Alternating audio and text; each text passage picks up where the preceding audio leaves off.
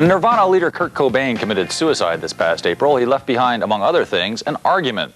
Was Cobain a poster boy for clinical depression, a disease from which he appears to have suffered for many of his 27 years? Or was he simply a selfish and self-absorbed junkie who checked out with no thought for the wife and especially the baby daughter he left behind? That argument continues even among Nirvana fans. What's not debated is the charismatic quality of Nirvana's music. As the band's singer and chief songwriter, Cobain appeared dismayed by the slick pre-packaging of popular culture. Although his lyrics could be personal to the point of impenetrability, he seemed to yearn for basic human connections. That he took his life after just 3 years of winning an international audience is almost as if, say, Pete Townsend had called it quits before the release of his band's Who's Next album. We'll never really know how much great music has been lost. Fortunately, a lot of great stuff was recorded before the end. Industrial-strength riffs and wild flights of guitar noise that can stand impressively with the best hard rock of the past few decades. We'll never know what might have been, but we can take a close and appreciative look at what remains. Let's start at the beginning. Well, the band started in 1987 in a small coastal town in Aberdeen, Washington. I'd been playing guitar for about 3 years before I started a band. I couldn't find anyone in my hometown to play with until I met Krist. Dale Crover, the drummer for the Melvins, and I made a demo in like 85, late 85, and at my aunt's house on a 4-track. And I had the tape for about a year or so.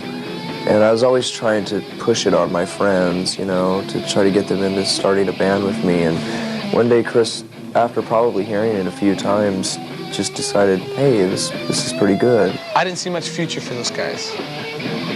They're pretty much bordering on retarded,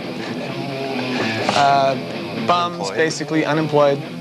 And rock and roll made them millionaires. Things came together really fast. Within a week, we had a set. I think we had like a half-hour set. It was just so amazing, you know, to actually play. I mean, I'd heard these songs because they were recorded, but all the instruments were dubbed, you know. To play them live in a room, you know, it was amazing. It was like the most incredible thing I've ever done. My mom had this empty apartment above her. She owned the building where this beauty salon was in, and we spent a week down there before we went to record Bleach and just hashed it out up there all night long. We wrote so many songs in that week right before we recorded that we were excited about the new songs. We wanted to record them. But initially we were really into experimental, noisy, like Butthole Surfers kind of music, you know. But we did feel a little bit of pressure, a little bit of intimidation by the whole Seattle scene because everyone was so heavily into this retro 70s thing. And we wanted to just record the few new songs that we had and re-record most of the stuff that was on the Fecal Matter tape. And that would have been the album. You know, it would have been a lot more like Incesticide, but we just happened to write so many new songs, you know, that we just put it on Bleach. And they just happened to have been more in the 70s vein, you know. We were just making records like everybody else was. We were making Jack and Dino produced records recorded at Reciprocal Studios on an 8-track. Coming from Aberdeen, it was like, you know, just to go drive around the country, like go to New York, that was an achievement right there. It was such a big goal that I, you know, couldn't see much far past that, but you do that for a couple times. And, oh, well, what's like going to Europe? And then, you know, wow, Sonic Youth and Dinosaur, they all signed to major labels. You know, why don't we? So that was something else to look forward to. For a long time, we weren't very happy with Chad's drumming, basically. I mean, he has his own unique style, and it's appropriate for a lot of the songs that we wrote, but not for what we really wanted to do at the time. We just wanted to move into more of a pop world, you know, at the time, and his style just didn't fit. David Grohl grew up in Washington, D.C., and quickly joined a band called Scream, who were one of Washington, D.C.'s best hardcore bands. And the bass player abruptly left, just quit, and Dave was stranded. We saw Dave down in San Francisco and thought, wow, what a great drummer. And then he was talking to Buzz from the Melvins and said, oh yeah, Nirvana needs a drummer. So he called up and said, yeah, come on up. And he did. And it was really cool. He's just really fluent and just really heavy and really energetic. Dave added so much more diversity. You know, not only did he have perfect metronome timing, he hit really hard. He was able to go in between all the dynamics that we wanted to experiment with, and it was just perfect. I just kind of flew up here and hung out for a few days, and I saw him play a show. And I'd learned the songs off the records, and we practiced like almost every night of the week. And that was months, too. That was from 4 months or something, or 5 months. We practiced so much and write a song almost every practice. You get signed to a major label, you get an advance, and then you get a producer, and then you go to Los Angeles and you record in the studios. That's like $1,200 a day, and you come out with like a big record. The momentum and excitement at the time was so great because everyone sensed that the album was going to do pretty well, you know.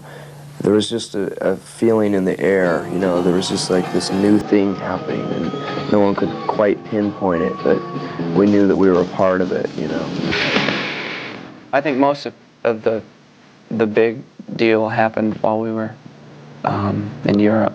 The way I see it is this tour, it's like us and Nirvana and all the other bands that we're going to be playing with. To us, it's like, I know there's kids out there and they have the same feelings. To be asked to go on tour by a band like Sonic Youth was like a dream come true, you know. But I mean, I still can't describe what I felt. You know, it was like, wow, what an honor. That was great. Kim, you were amazing. You were amazing. College there. Hey, it's Kim, Steve, Thurston. Hey, it was great. You know, it's like a fabulous show tonight. You guys were really neat.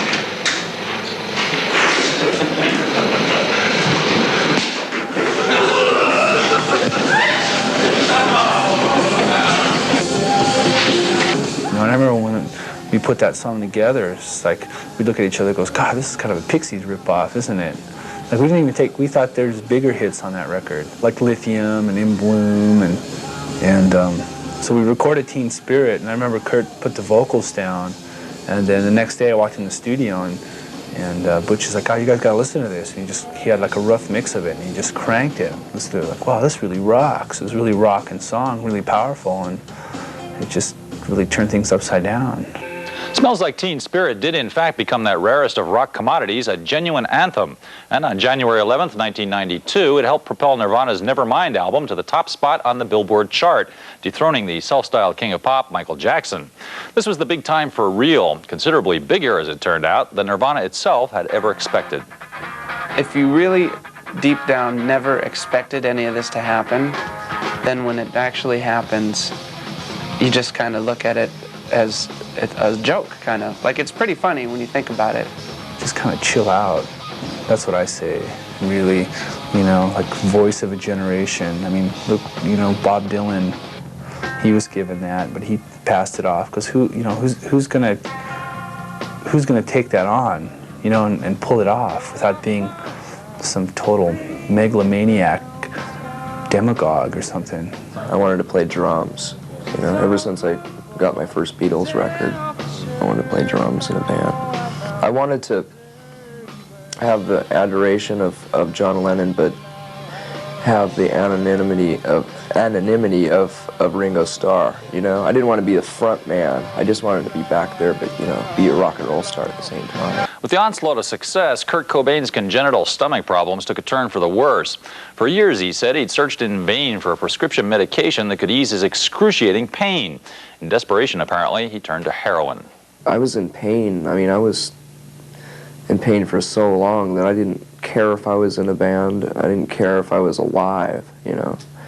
And it just so happened that I came to that conclusion at a time when my band became really popular, you know. I mean, it had been going on and building up for so many years that I was, you know, suicidal. I mean, I just didn't want to live. So I just thought, if I'm going to die, if I'm going to kill myself, I should take some drugs, you know. May as well become a junkie, because I felt like a junkie every day, you know. You know, waking up starving, forcing myself to eat, you know, barfing it back up. It's like, You know, just imagine trying to eat your 3 meals a day and just concentrating and just crying at times, just like, I'm in pain all the time, you know. And being on tour was a lot worse, too. You know, it made it even worse. 1992 was a triumphant year for Nirvana.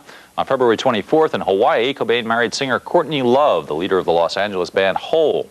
The group wrapped up the summer as headliners at England's annual Reading Festival, as guest stars on Saturday Night Live, and as the unforgettable hard rock highlight of that year's MTV Video Music Awards show. The winner is Nirvana, Smells Like Teen Spirit. The winner? Nirvana!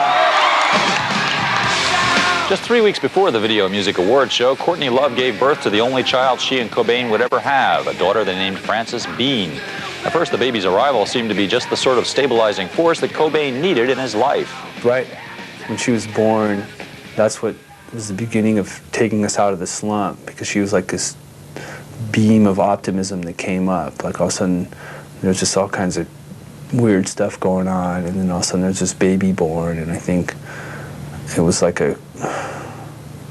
something really, really, really positive that came out of some kind of hard times, and it was kind of a blessing, and I was really glad to see her there, and everybody was, and Kurt and Courtney were proud parents, and it was really good. It was the best thing that could have happened, to tell you the truth.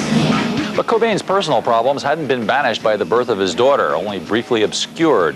Then came the publication in Vanity Fair magazine of an interview with Courtney Love in which it was suggested that she had taken heroin while pregnant. Love furiously denied that assertion, insisting that she had stopped taking heroin immediately upon learning she was pregnant. It's been really damaging to us, to tell you the truth. It's really affected my personal life a lot. I mean, the woman in Vanity Fair came into our house with an agenda. She knew exactly what kind of article she was going to write before she even met us before. She knew that she hated Courtney because of the rumors she'd heard, and she believed them and decided to write a crucifixion piece. It's as simple as that.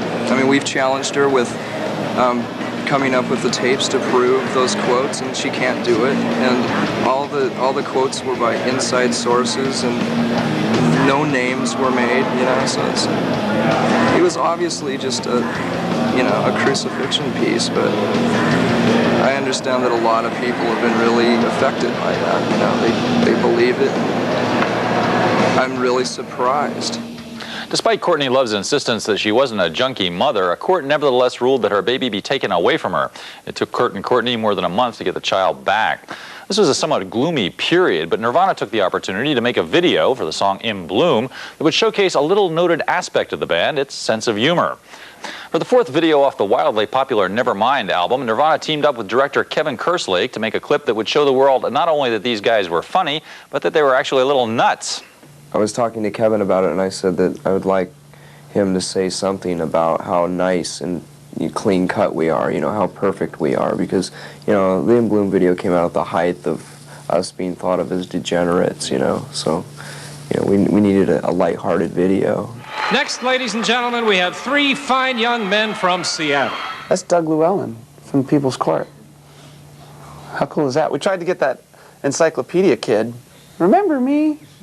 But he was sick. They're thoroughly all right and decent fellows with their hit single, In Bloom. It was my idea to come up with that. I thought I want to do a video that's either from, I wanted something that looked like it was off of live television from the late 50s or early 60s, and I thought the best way to do it, instead of trying to reproduce that effect with new film, I asked Kevin, are those kinescope cameras still available? And he said, yeah, we can get them in Hollywood. You can get anything in Hollywood. So it just worked out perfectly. To tide fans over until another full-fledged album could be assembled, Nirvana next released Incesticide, a collection of B-sides and outtakes dating back to before the band recorded its first album. The group made a video for the record, too, with a guest appearance by Frances Bean Cobain called Sliver. She wasn't right in the middle of us dancing around and throwing things, you know. We shot us dancing around, and then we put her down, and then like just drop paper around her, you know, and then edited it together to make it look like she was like at our feet. While Nirvana was in the midst of recording its third studio album and rumors were flying that it was turning into an anti-commercial noise fest, we asked Kurt Cobain to look back over the band's output and try to chart its musical progression. Here's what he told us. We used to be more like Gang of Four, new wave influence, like more experimental with more noise and different effects boxes and stuff. And then we started getting too much into straight-ahead garage, grunge music, and that's pretty much what Bleach was like. And then Nevermind was more pop, a little bit more commercial. And now we're kind of reverting back to the first thing, which would sound more like Incesticide, just weirder stuff. There was just so many stories out there, like Newsweek totally jumped on it. They just needed a story. Well, that's a whole American or world media is just based on the story. You gotta have the story. And here's the story that our record was unlistenable and unreleasable and it was whatever. And it wasn't that way at all. People either wanted to love it or they wanted to hate it way before it came out. And so I knew that. I knew that it would, there's no way that it would do what Nevermind did. There's just no way. Just because it's a different scene though. The first opening lines that say teenage angst has paid off well, now I'm bored and old, that is certainly about, my ideas about grunge rock and what I've experienced in the last few years. But the rest of the song isn't about that at all. It completely changes the subject. I especially focused on not writing about all the crap that's been written about us. I didn't want to be thought of as bitching and complaining in any of these songs. And it turns out that there may be one or two lines in a song here and there that could be, could be thought of as something that relates to my past life. But I swear to God, brother, it's really not that as much as it seems. It's a let me repeat that, anti-rape song. I got tired of people trying to put too much meaning into my lyrics, being too, not making enough sense, So I decided to be really blunt and bold. So, and I just thought it's kind of a funny just reward for a person who rapes, like a guy who rapes a woman, violates her, and then he goes into jail and gets raped, I think it's kind of a justice. To produce In Utero, the follow-up to the ultra-commercial Nevermind album, Nirvana had hired Chicago noise rock specialist Steve Albini, not a name to stir joy in the heart of the average mainstream record executive. But the band was determined to work with him. The first song that we recorded, we listened back to it and said, okay, yeah, that's his sound. That's what we wanted, Which isn't, it is his sound. It's a trademark sound, but it's something that I personally have had in my head ever since I've been in a band. Ever since we've had this band going, I've wanted that kind of a sound because it sounds so natural and real. In Utero also marked the debut of Krist and Dave Grohl as co-songwriters, a development that Cobain said he found particularly gratifying. Dave came up with the drum beat, and we just built the song off of the drum. And the riff, yeah. He came up with the drum beat, and then he showed me the riff, and it was really simple, and we thought, well, this could work, and I was thinking, this is kind of boneheadish, and then I thought, we'll work on it, and it turned out great, and now I'm excited about it because now we can write together even more.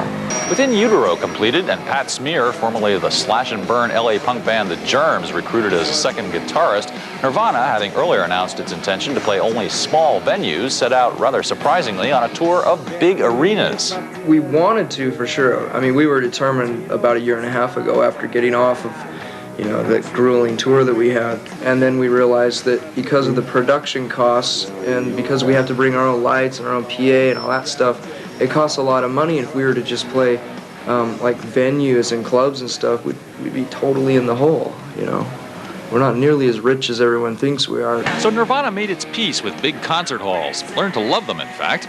Audience surfing, however, would never be quite the same again. Because it used to be so much fun in clubs, reminiscing about the old days. But, I used to be able to jump out in the audience, and then the audience would, carry me all the way to the back. I'd, like roll around all the way to the back, and it was really fun. And it was like a celebration, everyone's jumping, throwing up in the air and everything. Yeah. Like a beach ball at an arena rock concert. But these kids just, some of them just don't understand that. They're not used to that. So it's all they know how to do is to tear people apart. And this is our new guitar player, Pat. I suffer from mental blocks. I have short-term memory loss, too much concentration on remembering those 3 chords and the words, and maybe having a little bit of participation with the crowd, you know. Just too much for me. So I got a second guitar player. I mean, he's so much fun to be around. And it's just been so great being on tour with him, you know. It also just rounds out the sound. I think that's the most important thing. Before our record came out, the top 10 was like Whitney Houston, and there was no rock band on the top 10, or an important band, whatever that means. So it really took a while, like a year and a half or more, until everything had happened, or after everything had happened, that I really realized, like, wow, I guess we really did kind of make a difference. I really want to change our style of music. I want to do something different, really different, you know. And I want to have enough guts to do that. And if it alienates people, that's too bad, you know. But, you know, the Beatles went from, not to compare us to the Beatles, but the Beatles and the Rolling Stones and bands like that went from, you know, I Want to Hold Your Hand to Sgt. Pepper's, you know. That was a massive progression, you know. And I just want to experiment. The future sounded bright and exciting. Unfortunately, by this point, Nirvana had very little future left. With In Utero out and a tour in progress, Kurt Cobain seemed finally to have found an accommodation with rock stardom. Friends remember him at this point as being genuinely happy. I don't know, I just think our morale is at its best right now, you know? I couldn't be happier right now. About a year and a half ago, I was completely fed up with the whole thing. I didn't want to be a rock star at all. It was freaking me out, you know. But it had 2 years to recuperate. But then Nirvana went to Europe, and somehow everything went wrong. Cobain got the flu, dates were canceled. Recuperating in Rome, he drank alcohol on top of a prescription sedative and collapsed in a coma. Kurt Cobain are clearly and dramatically improving.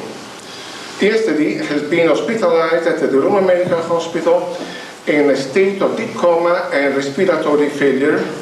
Today he is recovering from the pharmacological coma due not to narcotics but the combined effect of alcohol and tranquilizer that had been regularly prescribed by a doctor. It was said to have been an accident, but behind the press releases and doctors' reports, Kurt Cobain's life was apparently spiraling out of control. Sunk in depression once again, Cobain had returned to taking heroin. Friends attempted to talk him out of his black mood, and Courtney Love threatened to leave him unless he got help. Finally, Cobain did enter a drug rehab program in Los Angeles, where his wife was preparing for the release of her own band's debut album. One day, however, he told attendants he was going outside for a smoke and disappeared for 6 days. He returned to Seattle, where one of the last places he was seen in was this bar. Then at 8:40 on the morning of Friday, April 8th, the body was found in Cobain's house on Lake Washington in Seattle. It was clothed in shredded jeans and sneakers, and carefully laid out next to it was the driver's license of Kurt Cobain. He had taken some drugs, written a suicide note, and then killed himself. The body of Nirvana leader Kurt Cobain was found in a house in Seattle on Friday morning, dead of an apparently self-inflicted shotgun blast to the head. Police found what is said to be a suicide note at the scene, but have not yet divulged its contents. Cobain, who was 27, had reportedly been missing for several days. The Los Angeles Times reported on Wednesday that Nirvana was breaking up and that Cobain was planning to undergo drug rehabilitation. A source close to the band told MTV News earlier this week that while that story sounded bad, it was better than what was, quote, really going on. That comment remains to be clarified. Cobain's body was found in a house in Seattle where he had previously lived. It was discovered by an electrician who had showed up at around 8 a.m. to do some work at the house. He looked in a window and said he recognized the body on the floor as Cobain's. Before calling police, the electrician first called a local radio station to break the news. Although at press time, police were declining to officially identify the body as that of Cobain, pending notification of next of kin, a reporter for the Seattle Post-Intelligencer who was on the scene ID'd the body as Cobain's, and several other news outlets have gone public with that identification. The electrician was going to do some repair work. He went up to above the garage where there's a small cottage above the garage, and when he looked inside, he saw a man lying on the floor. It was obvious this man is dead from a shotgun wound to the head. Now, there was a suicide note left inside the house. There was a note, there was a planter that had been dumped upside down in the dirt at the root ball and was laying there on the counter. with a full-size sheet of paper, the pen stuck through it that was a suicide note, apparently, from what the officer said. Did you get a chance to read it? I only read the bottom lines out of the bottom 2 lines, said, I love you, to someone. What did you feel when you heard the news on the radio? I wanted to cry, and then I got really mad, really ticked. Nirvana is like the only music I listen to nowadays. Them and Scream Trees, but that's about it. I mean, for some people like me, it's gonna suck. I'm very surprised. I mean, from what I know, he's very young, very talented. I mean, I'm shocked. He could have gone so much more places with his talent. I mean, he had great music, great talent. I'm just very shocked. I sort of admired him, and I really like Nirvana, and I think it's a real shame that he did it. Everybody is real upset about it, and it's a shock.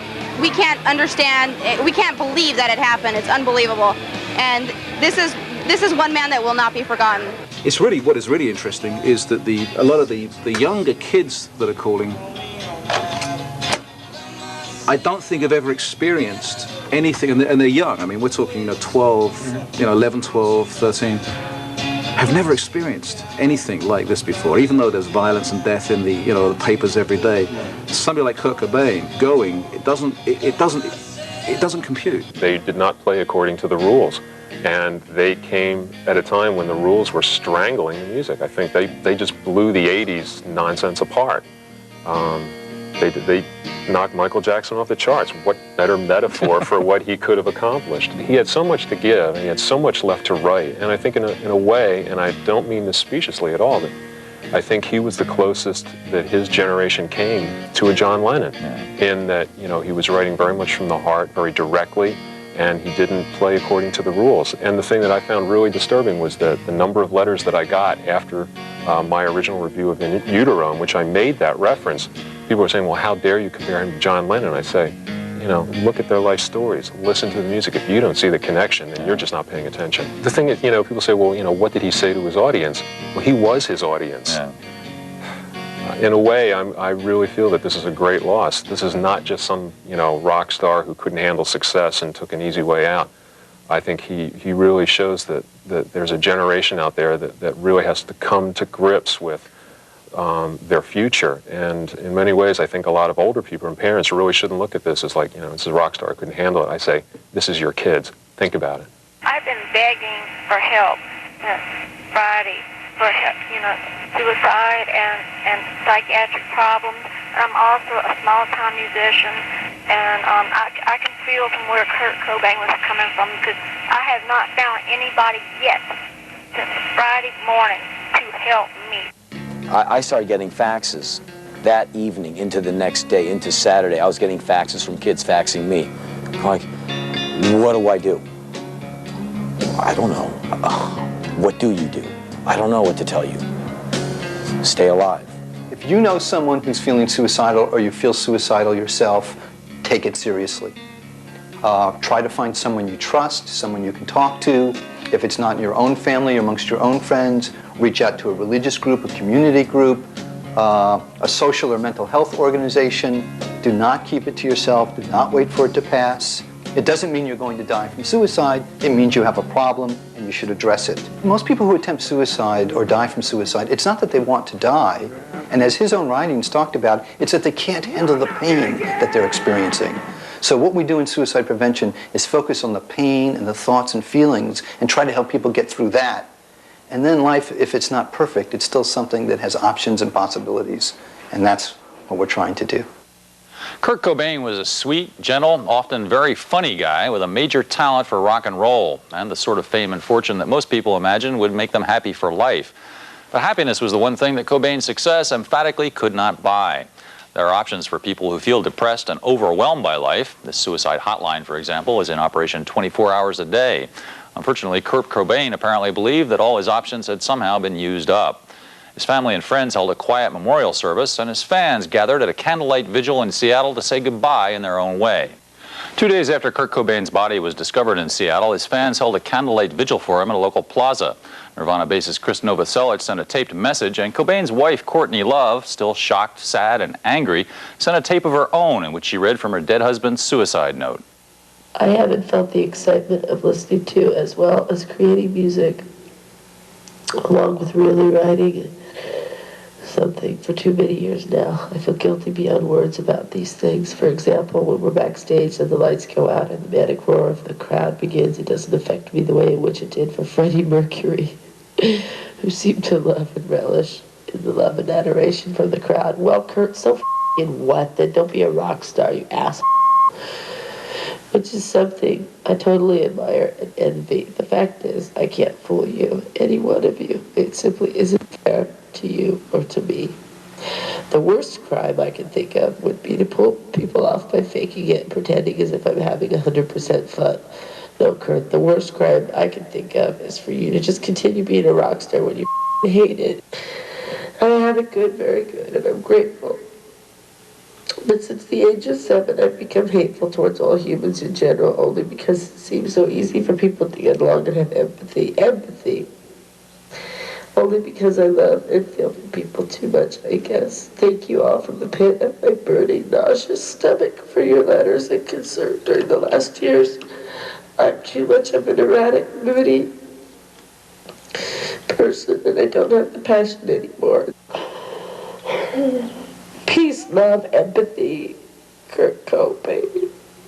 Not long after her taped message was played for her husband's mourners, Courtney Love herself showed up at the Vigil to talk to fans personally. I just want you to really go from the best spiritual place you can, you know, for his sake, because he doesn't want to be known for being a drug addict, and he doesn't want to be known for being a loser or anything that Rush Limbaugh called him. You know, we all know what he gave to us, you know, and those baby boomers are not supposed to understand, you know. That's why people like Rush Limbaugh and Andy Rooney exist, for Kurt to irritate them. You know, he touched all of our lives, and that's people over 32. They're not meant to understand what Kurt was. Like I said, he was put here to irritate them. You know, these people grew up in the 60s with the generation gap, and now they're really pissed that there's another one, because they refuse to grow old, you know. And something good can come out of Kurt's death. I don't know what it is yet, but something good can. Something good can. At MTV's 1994 Video Music Awards show, Nirvana won an award for Heart-Shaped Box, and Dave Grohl had a few words of remembrance for his departed friend. Well, I'm not the most vocal person in the world, but it'd be silly to say that it doesn't feel like there's something missing, and I think about Kurt every day, and I'd like to thank everybody for paying attention to our band. Thanks. The soundtrack for Nirvana Unplugged was released on November 1st, entering the Billboard chart at #1 and selling more than 300,000 copies in its first week. Kurt Cobain was gone, but people were still moved, apparently, by the magic of his music.